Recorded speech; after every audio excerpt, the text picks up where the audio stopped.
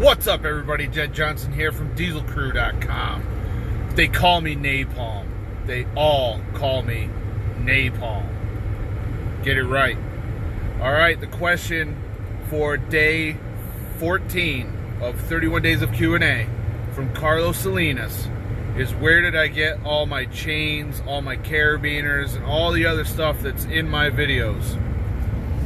Mainly, Carlos is just fresh out of college and doesn't have a ton of money. He wants to know how I was able to amass everything that I have amassed. Shouldn't say he doesn't have a lot of money, he just doesn't have a lot of money in his budget for buying stuff.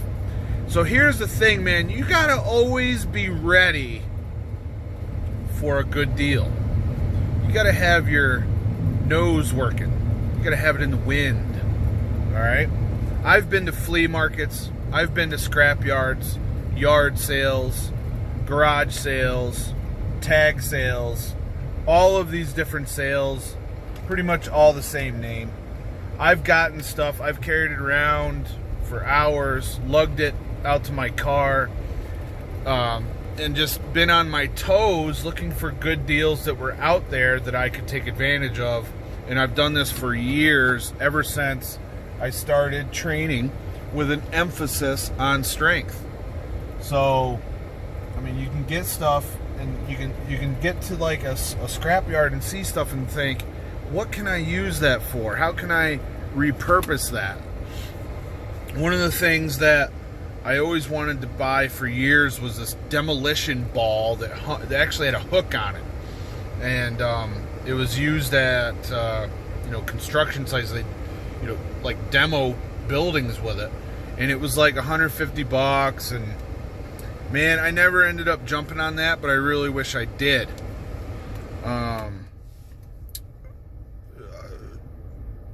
To go into more detail on where to find stuff, Craigslist.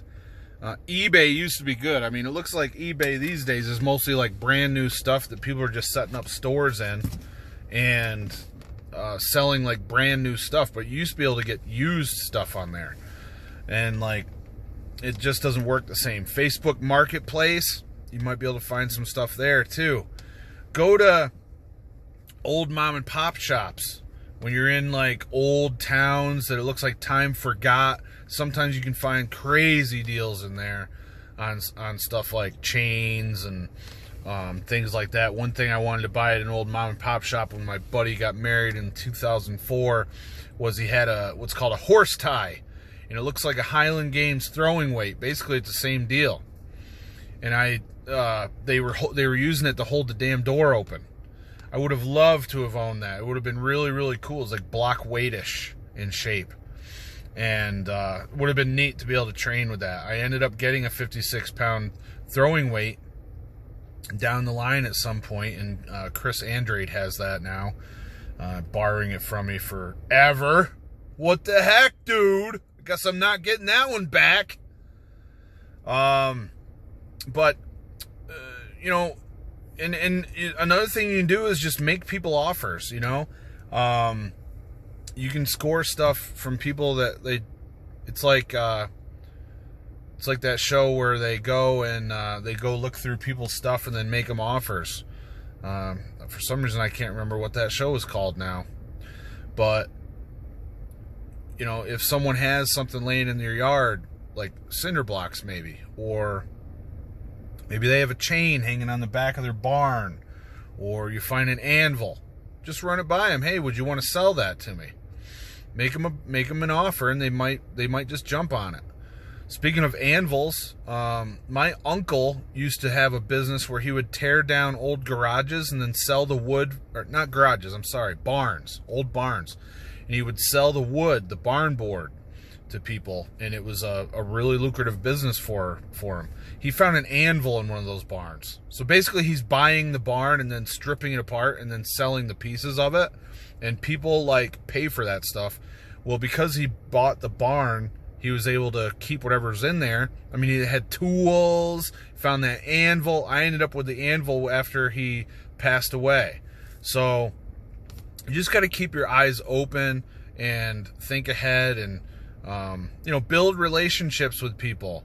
The guys from New York Barbells up in Elmira, New York, we built a relationship with them, and we were able to get dumbbells that had like voids inside of them.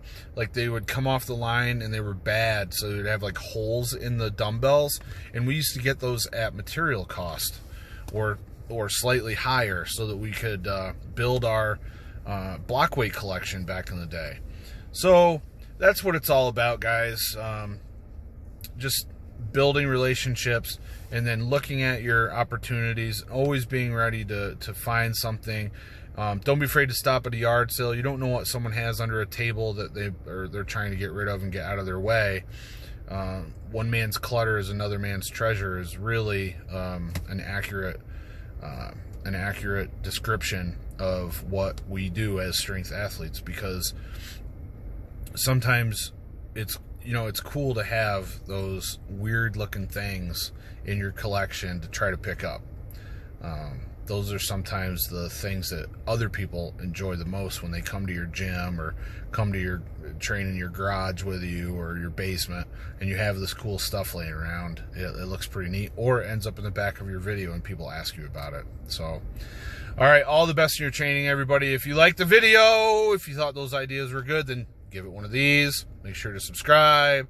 Leave comments below regarding any questions you might like me to answer later on in the month. And we'll see you in the next video. Take care.